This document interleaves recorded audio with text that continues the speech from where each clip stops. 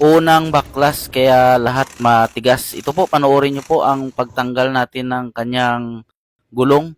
Bali, magpapalit siya ng bagong gulong. Kaya ito, sinubukan natin po na gamitan ng impact drive ang kanyang axle nut. Talagang hindi talaga bumigay.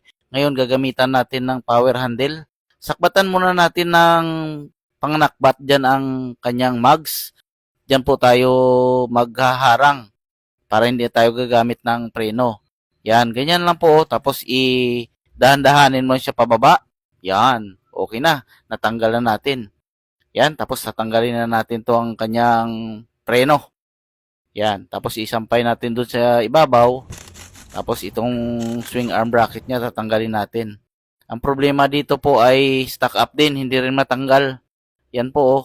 Yan, sa katagalan po hindi rin siya matanggal kahit anong uga-uga ko. Kaya nga gagamitan natin ng puller para matanggal natin ng maayos. Ang gagawin natin ay bawasan natin ang galamay ng puller. Gawin natin dalawa lang. Lagyan natin ng pampaluwag ng tornilyo. Yan, tumutunog talaga bawat pihit mo.